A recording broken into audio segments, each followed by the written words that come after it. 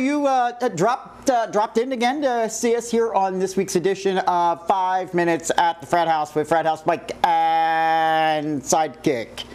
And at week number 88 in a row, make no mistake, we are the most consistent sports rap, sports talk program on the internet. Now, you can be all right tonight? You can be able to get through this, or am I going to do all the talking tonight? It's that time of the year again. If you looked at the Throwback Thursday, as you were mentioning pre-show, right. I sounded and looked like junk, and surprise, surprise, 1 year to that day, I sound like junk and look like junk. Yeah, okay, I could go a couple of different directions with that one if I wanted to, but I won't. This episode brought to you by Cecil Allergies. Where you specialize. So very good. But you know what though, Mike? We don't take a break. No, we have never. No, we never have. 88 straight weeks in a row. I mean, there it is. The evidence is right there. All right? Photoshopping. None of that stuff. No highlight shows. Nothing. We do it we do it live. All right. And having said that, let's get this going before my throat goes. Exactly. Having said that, let's do some sports talking, huh?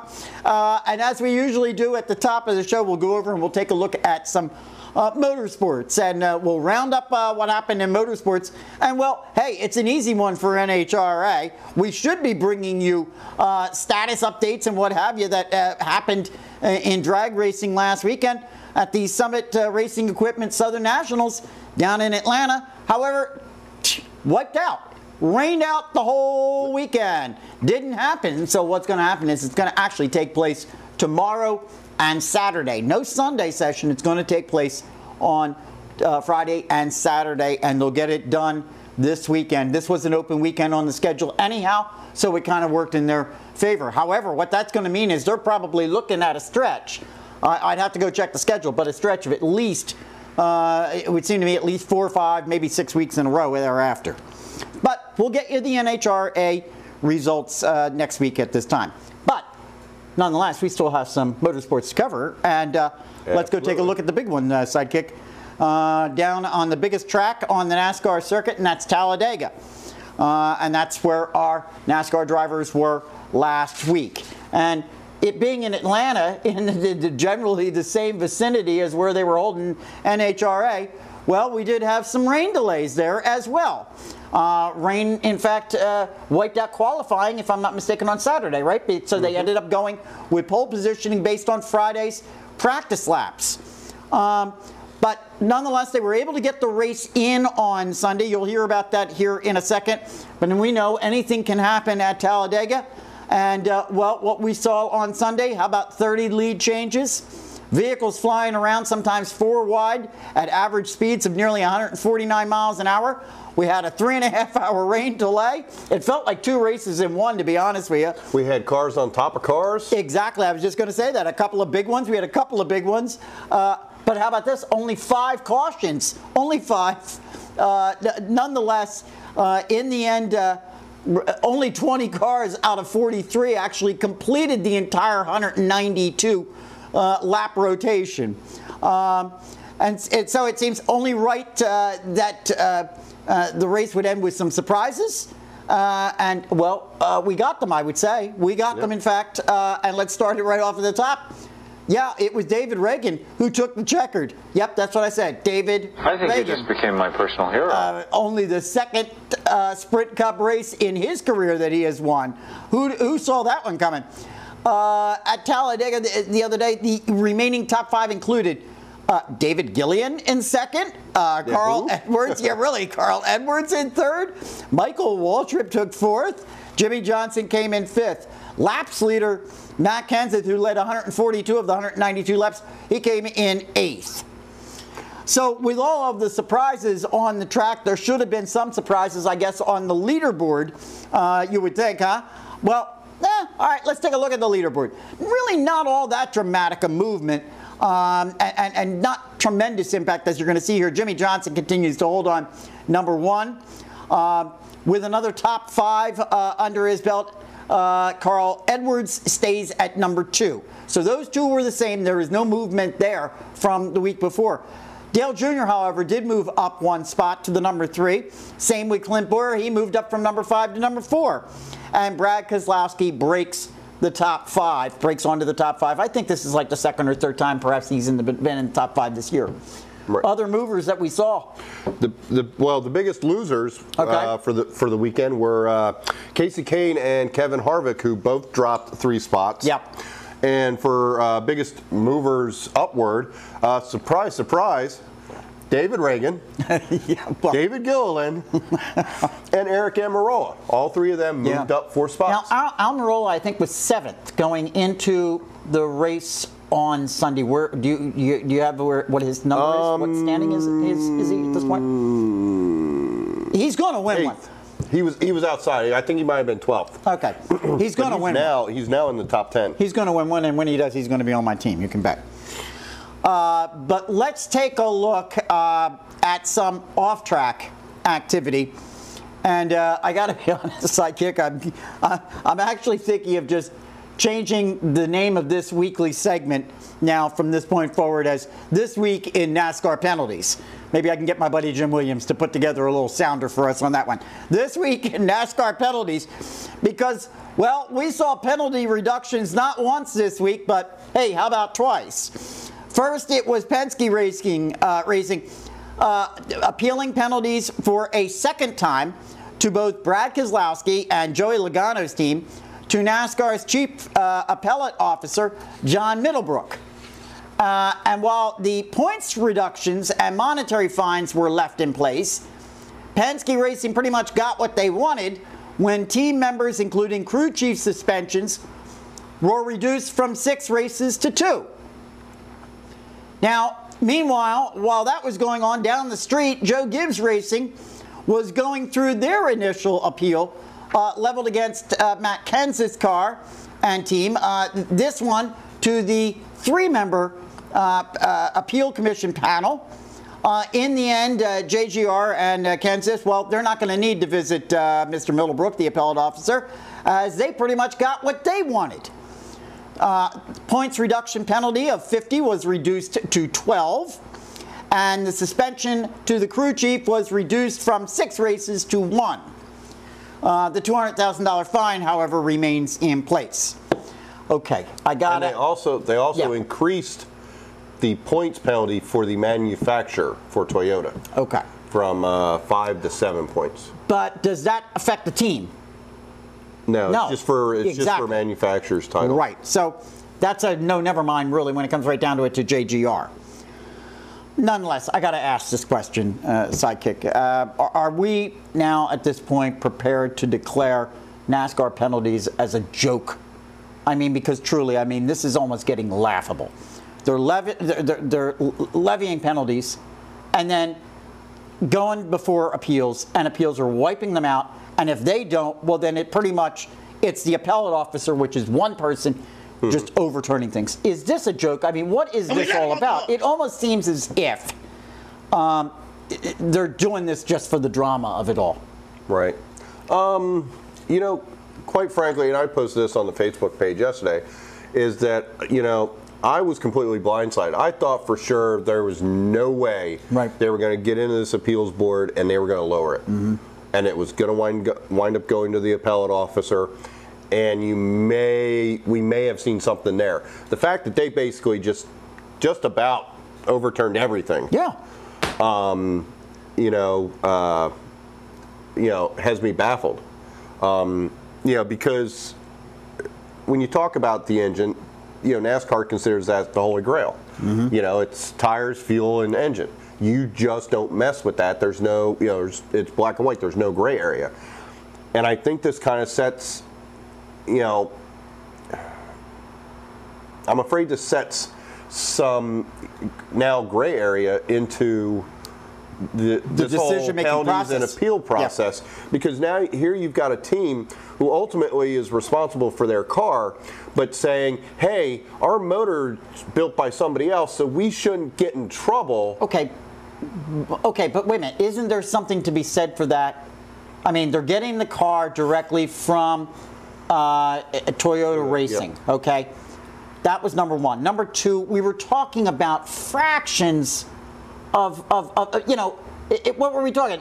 The weight differential on this thing was so really minuscule that it almost seemed negligible.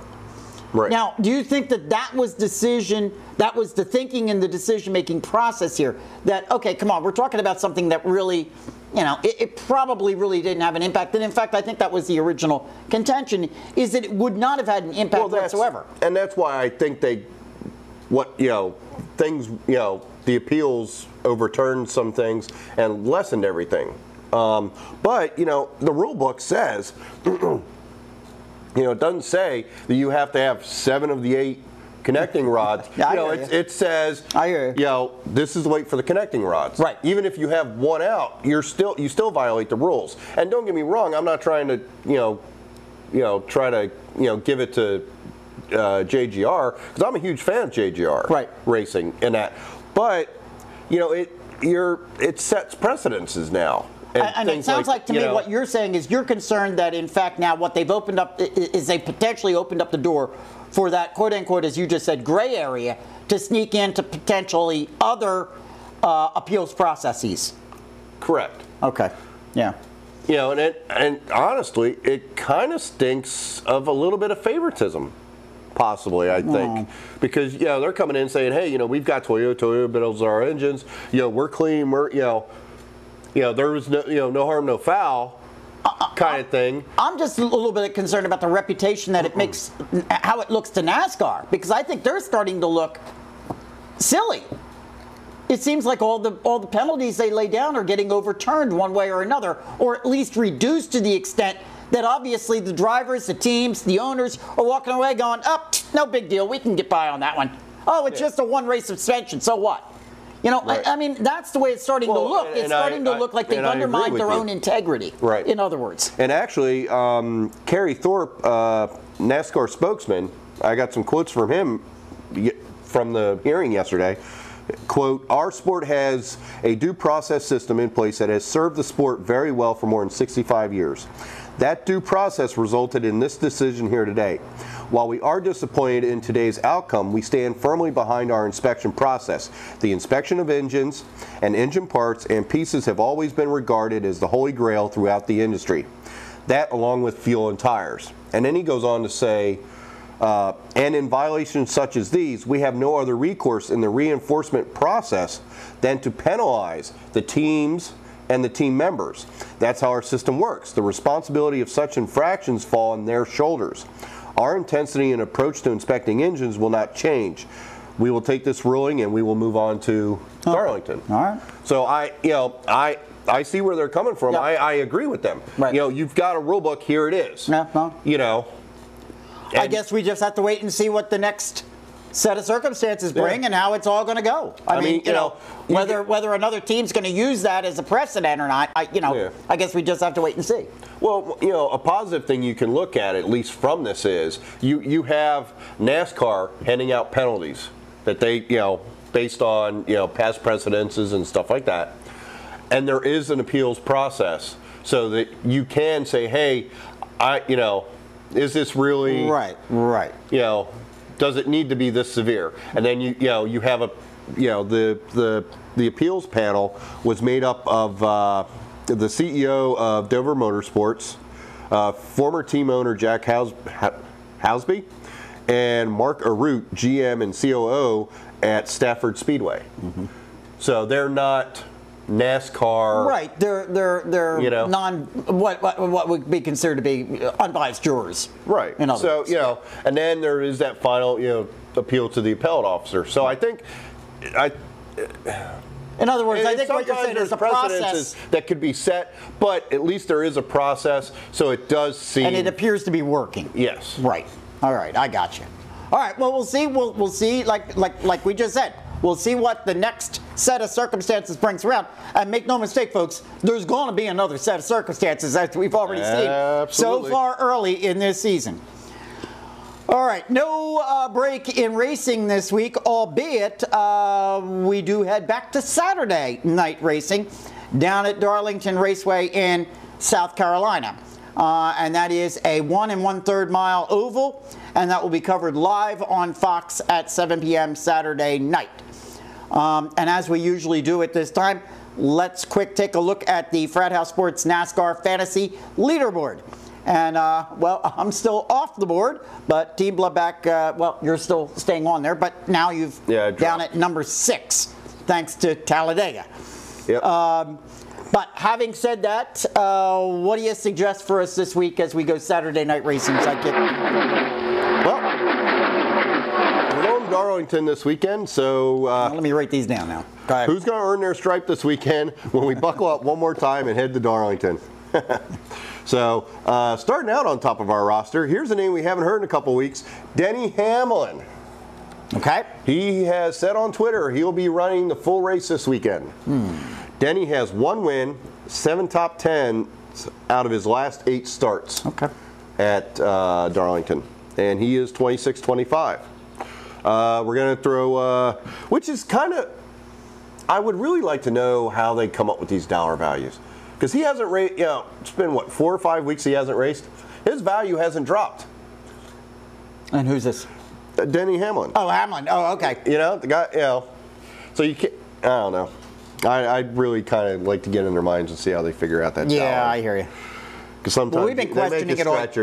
We've been questioning it all year long, but. So then we're going to go with Greg Biffle. Greg Biffle has 2 wins here, and last year led 74 laps. He is $27. Okay. Martin Truex Jr.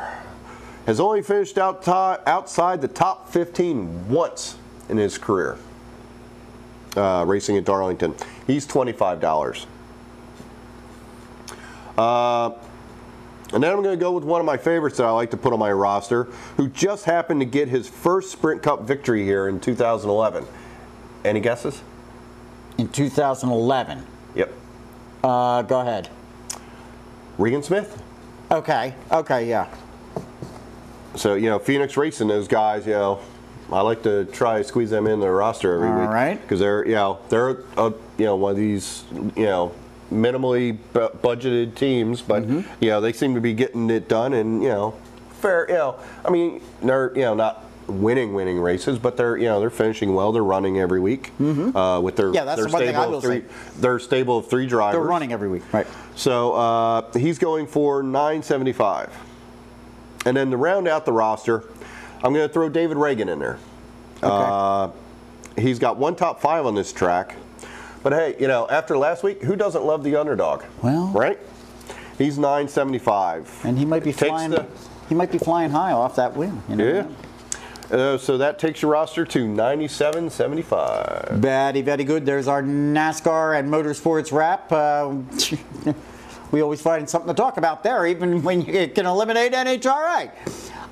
Hate to make you talk a little bit more, but how about a little, what do you say you give us a quick, talk a little we'll make soccer. it quick. We'll make it quick. A quick soccer MLS action update. Yep. So the top 2 standings, we've got the Still No Cup New York Red Bulls, who moved up into first from second last week. They've got 20 points. They're 6-4-2. The Houston Dynamo, even though they didn't play, they dropped back. Yep. Only, because Red Bull's played 2 games since. They're still sitting at 20 points. They're 6-2-2. In the Western Conference, we've still got FC Dallas sitting up top with 21 points. Their record is 6-1-3. And then Real Salt Lake. Jumps up into second place. 17 points. They're 5-4-2. Yep. All right. So, and then last weekend, the Union came away with the tie against the Seattle Sounders. And this weekend, they'll be facing the Chicago Fire. Yeah, I forget. Where are they standing right now in the East? They are tied. Well, they're in 6th right now, but they're basically tied for 5th. Okay. But only 5 teams. Make the playoffs. The cut is at 5, yeah. right? Okay, we'll be bringing you more MLS news next week at this time. All right, let's get over to some Major League Baseball, and I'll take the load off of Sidekick's voice for a couple of moments. You're welcome. Let's take a look at. Let's go take a look at what's happening on diamonds around the country in Major League Baseball, and we'll start it off with the American League. And lo and behold, well, I've got the Baltimore Orioles listed there in first in the East. But actually, they're in a tie for first with the Boston Red Sox. But hey, good for them. They've worked their way all the way back to at least a tie. But don't get comfortable there, because the Yankees are just a game behind both of them, technically in third. So a tight division race going on right now early on in the season in the AL East. In the Central, the Detroit Tigers have taken over the top spot, just a game and a half now in front of my Kansas City Royals. And in the West, the Texas Rangers are now 3.5 games in front of the Oakland A's. In the National League, it's still the Atlanta Braves. I mentioned it last week. I'll mention it again, though. They're cooling off. And that's evident by the fact that they are now only 2 games ahead of the Washington Nationals. Your St. Louis Cardinals lead the Central, now 3 games in front of the Pirates. And in the West, the Rockies have fallen back to second place, with the San Francisco Giants now in first and just a half game in front of the Rockies. Yeah, I'll have to say, I'm surprised by the Cardinals. It's time again for Frat House Mike's Screwball Story. Tied for the best record in baseball. Yep. Which, well, I could. All right. But I'll take it. Well, you just heard it. We're going to go take a look at some screwy stories in baseball. All right. And I brought this one up a couple of times over this week on Fan Junkies Radio. I brought it up on Frat House Saturday. I brought it up, I believe, on Monday. And it revolves around a Mickey Mantle bat, which was being auctioned off. Now, during the authentication process, the bat was x-rayed, showing that the barrel had been drilled out and filled with cork. Now, it's the first known evidence of doctored bats used by Mantle, although it had been reported in the autobiography of Ray Crump, the former Minnesota Twins equipment manager, that he had corked bats at the request of Mantle, allegedly later in Mantle's career. I'm going to throw a question at you real quick before we move off of this screwy kind of story. I asked the question I've been asking out of everyone. If it were to become known that, in fact, Mantle was using some sort of doctored bat, even for the last couple of years of his career, does that in any way change our opinion, or should it change our opinion of Mantle's status in any way? Oh, I say kick him out of the hall and vacate all of his records. Yeah, you're being sarcastic. You put that note up on I believe it was on the Frat House page, and I knew you were being sarcastic. It's hard to go back and change something.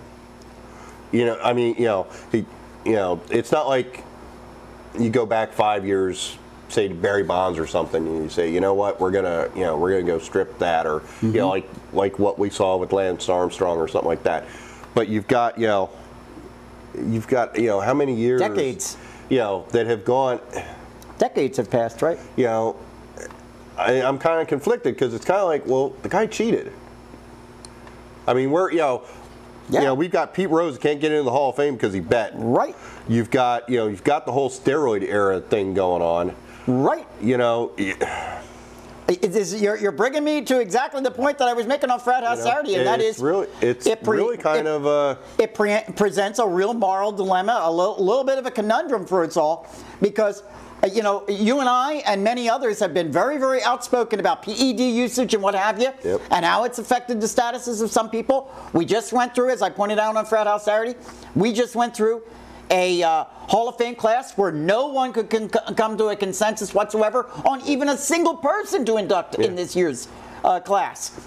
And obviously we're making judgments. And look, let's talk about, heroes or, people we have on pedestals.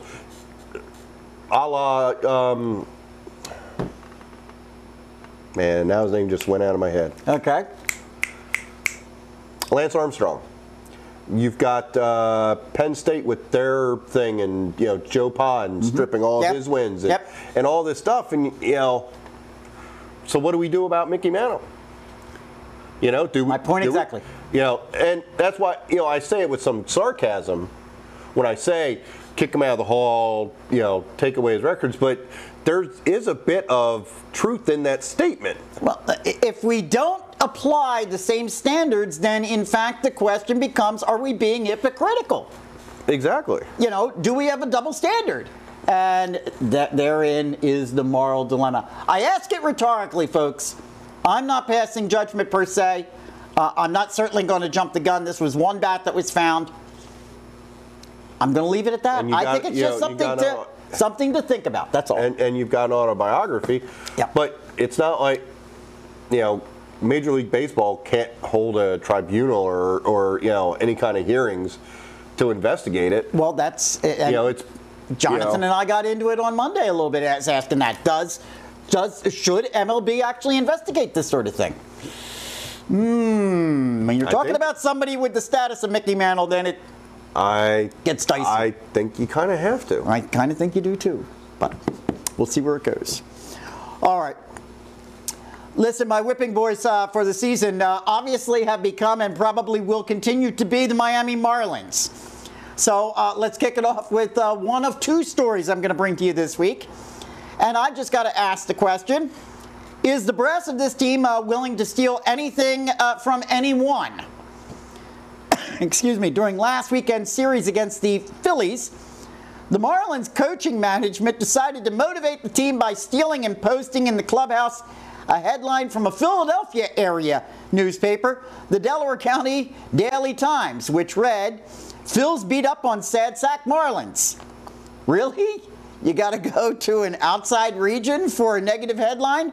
I got to imagine that there are plenty of Miami newspapers that are ripping this team just about as badly. Seems to me you could have gotten one of them. Plus, I got to ask the question to the Miami's coaching brass. Marlins put coaching brass down there.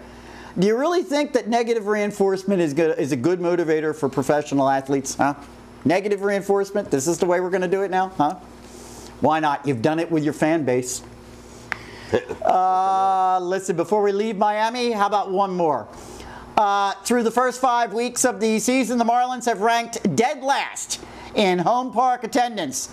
So Marlins management announced the other day the Upper Bowl, or Upper Deck as we all know it, will be closed for 6 dates in the team's 9-game homestand that will begin next Tuesday. Fans can sit only in the lower bowl for games May 14 to 16 against the Cincinnati Reds and May 20 to 22nd against Philadelphia. Management also indicated that they reserve the right to make these decisions prior to each homestand from this point forward, and whether the upper deck will be accessible to fans. Now, I want everyone, please, to keep in mind that Marlins Park is only entering its second season. It's only in the 5th week of its second season, and that right now this park is still scheduled to cost Miami taxpayers in excess of $1 billion. Yeah, I was going to say, who funded that debacle? If I begin to speak the words I really would like to on here, yeah, the soundboard over there would be going nuts with just bleeping me out. Boop, boop. Okay? Honestly, because this is a disgrace. I hear all right? you. And I do not want to go off on the Marlins one more time, but you can bet with as many weeks as we've got left in this season, you're going to hear me doing it many, many times. This is a disgrace to the fans down there in Miami. This is a disgrace to the taxpayers, and I want you to consider for a moment, this is affecting not only the fans, it's affecting those employees of that stadium who now have been bumped out of jobs because we're going to close the upper deck. This is a disgrace. Well, I don't know about you guys, but I need a drink. I'll send that little clip out as a separate one to Rage Against the Marlins after I'm done. All right, one more. This is actually a pretty cool idea. Because, look, it's really not a fake, all right, or some goofy Yahoo type of fan posting out ridiculous tweets, all right? I want you to follow this one along for a moment. Since April 1st, the archivist at the Chicago History Museum, Peter Alter, has been tweeting out as Shoeless Joe Jackson and responding to events as Jackson may have done. They're doing it as if it were actually Joe Jackson tweeting, commenting on things in the way he might have if he were still alive. It's actually kind of pretty cool. It's coming from a museum. It's an archivist. This is not some, like I said, some goofball just putting out, random jokes. Fake. Yeah, making up a fake Twitter account, like Joe Jackson's seat at the ballpark or whatever. I mean, it's pretty neat. So I would say to you this: if you're interested in hearing from Shoeless Joe Jackson, you can follow him on Twitter, and to get to that, it's at the Shoeless Joe. All right, and I'm just wondering whether he has tweeted anything out about the Field of Dreams. All right. Yeah, everybody's going, what? If you remember, Shoeless Joe was a central part of the Field of Dreams. All right, listen. NBA, let's go over and take a look at round ball real quick. Round ball, because we are in the second round of the NBA playoffs, and Sidekick, where do we stand as we approach? We're actually approaching, hard to believe, the midpoint of the playoffs. So where do we stand right now? So, in the West, we've got the Oklahoma City Thunder up against Memphis. That series is tied. Game 3 will be Saturday at 5 o'clock. There you go. We've got the, also in the West, we've got the Golden State Warriors going up against the San Antonio Spurs. That series is tied 1-1. Game 3 tomorrow night at 10:30. And then in the East, we've got Miami and Chicago, which, surprise, surprise, the Bulls got the first game of this series. Yep. And they actually did it in overwhelming fashion. Yes, they did. But the Heat answered back and dominated Game 2. That series is tied. Game 3 is tomorrow at 8 o'clock. And then we have, also in the East, we've got the New York Knicks against the Celtics. That series is tied 1-1, Game 3, Saturday at 8 p.m. And the history is? First time in NBA history that the second round, all the series are tied. Correct. First time in NBA history. And it's funny because what is that? It's a major award. Prior to that second game with the Miami Heat yesterday, which was last evening, I actually made the comment, think about this one for a moment. The Miami Heat were actually in a must-win situation last night because that game was at Miami. Had they lost that could have been absolutely an incredible situation. All right, first round of the NHL Stanley Cup playoffs are still underway, and you get to rest your voice. Thank God. As you have all season long. Yep. Underway. With only one of the 8 series concluded, have there been any surprises? Well, yes, there actually have been. And we're going to take a look at those. In the West, the Chicago Blackhawks are up 3-1 over the Minnesota Wild. Minnesota, I believe, lost a goaltender in that one, and that might be part of the problem that they're dealing with in that particular series. The Anaheim Ducks are right now ahead of the Detroit Red Wings, 3-2. Here comes surprise number 1, and that's the 6th seed San Jose Sharks. Dominated their series against the Vancouver Canucks, beating them 4-0. Woo! That one shocked me. I actually had Vancouver winning that in 7 games. The defending Stanley Cup champions, Los Angeles Kings, right now, currently are leading the St. Louis Blues 3-2. In the East, the Islanders have been playing the Pittsburgh Penguins very, very tough. Series right now tied at 2-2. Here comes surprise number 2. The 7th seed Ottawa Senators are up on the number 2 seed Montreal Canadiens, 3-1. I believe that game is going on right now as we speak. And over here, I think we have the Islanders in Pittsburgh. The New York Rangers and the Washington Capitals, series tied 2-2. Finally, after losing the first game of the series, the Boston Bruins have come back to win 3 in a row to hold a 3-1 lead over the Toronto Maple Leafs. Okay, there's our NHL action. Before we get out of here, let's go take a quick look at our Frat House Facebook post of the week. This was the most viewed post of the week, and that was actually a really short 3+ minute extracted video section that I took from last week's show of you and I actually having the debate over whether there should be a World Series. The proposal that was put forth that there would, eliminate the World Series. That particular post blew me away. Hundreds and hundreds of views. And we appreciate that greatly. But to get these kinds of things and all the other great content that we put up there, like notifications about new articles that are coming up on Frat House Sports, on our Frat House Sports website, or radio programs over on Fan Junkies Radio, or any other special videos, what you got to do, first thing you got to do, you got to go like our Facebook page. Get out there, like it. Get your family and friends to get out there and like it as well, please. All right? Big, big help to us all. All right, there's our that's our show for week number 88. Yep. All right? And let's get around and thank everybody that we usually do. And let's kick it off with our good buddy Jonathan over at Fan Junkies. Get over there, check out his social networking site just for sports nuts like all of us. FanJunkies.net. Sign up. Completely free, folks. Easy to do. What are you waiting for? I don't know. What are you waiting for? Get over there. I know you haven't done it because you haven't friended me. All right? Out of Fan Junkies came Fan Junkies Radio, and tomorrow, 100th show. That's a celebration. That's a big, big one. We are really, really looking forward to that. Big deal for us. 100th show. It's an amazing milestone. It really is. Yeah. We're gonna go 2 hours. We're gonna go 2 hours tomorrow. But don't forget too, this show comes with me live on Saturday with Frat House Saturdays, and so that's over on Fan Junkies Radio Network. You got to check that one out on Saturdays at 1 p.m. Eastern Time. HerbFM.com. Herb FM Sports. All right. They're always rebroadcasting our 5 minutes at the Frat House, and we appreciate down there in the Maryland area. Thank you very much, guys. Chris and all the company down there, we appreciate it. CLW83.com.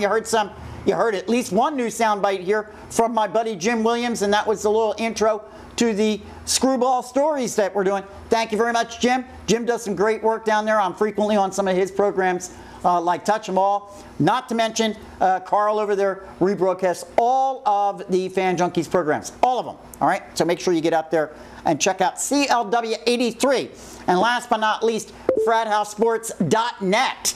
All right? FratHouseSports.net. New content. A lot of new content up there this week. I don't know if you had a chance to take a look at it. I was busy beaver this week, putting up a lot of new stuff. So make sure you get over there to FratHouseSports.net. Go ahead. Make my How'd you do? You do all right? Yeah, we made it through. Got through it? Okay. Made it through it. There you go. We'll be back here with you next week for show number, 89. Can you imagine that one? 89 weeks in a row. And whether he's got a voice or not, you can bet he'll be here, because this is what we do. This is just the kind of thing we do. In the meantime, you know what you got to do. You got to keep us real, you got to keep us live, and you got to keep us going. We'll see you next week. There we go. There was no way. It's Kurt Busch up and over. Boyer's in it. Bobby Labonte's in it. Stremmy's in it. Jeff Gordon down to the grass. Nothing else coming from behind you. And Kurt Busch went over and over. Boyer, McMurray. They're just, guys, I'm with Denny. And, you know, having been in these situations several times, there's no way you can race that way and make it. And for the 6th time in 7 Talladega races, a pileup in the last 8 laps. Look at Ryan Newman's wrecked race car. He's dropped the window net, assigned a safety crews that he is okay. The 78 car, Kurt Busch, it is destroyed. Oh, and J.J. Yaley on track for his 2nd top 10 restrictor plate finish, and Danica Patrick, both torn up. Yeah, J.J. Yaley in that 36, he had actually cracked the top 5 there, headed onto the back stretch. Look at the 39 car here of Ryan Newman. Somebody been on top of him. I think that Kurt somebody Busch. was Kurt Busch. Let's watch from the Goodyear blimp and see how this unfolds. Watch Kurt Busch, the black car on the bottom. I think it starts up on the outside here. Let's see. Right in here somewhere. That's Regan Smith in the middle and Yaley up top. Right here, the 51 car. Owen Stenhouse squeezes to the outside. And that's Yaley in the 36. And that shoved Yaley down. And look at that 78 car upside down and then lands on top of Ryan Newman's 39 car. Bobby Labonte involved. So it was Stenhouse, the rookie, trying to go 4 wide on the outside, running out of room with his number 17. Yeah, and running out of time. I mean, he's desperate, and you see the 36 move down just a little bit, and Yaley and Stenhouse thought he could squeeze by on the next to the wall, and he just couldn't make it. And this kid's ugly. Watch his thing. Right on top of Ryan Newman. Hadn't Ryan Newman had cars on top of him before here? I think the 2009 race. I think you're right. Brad Keselowski and Carl Edwards coming to the checkered flag. Boyer's 15 comes up, clogs the track. Both Labonte brothers involved.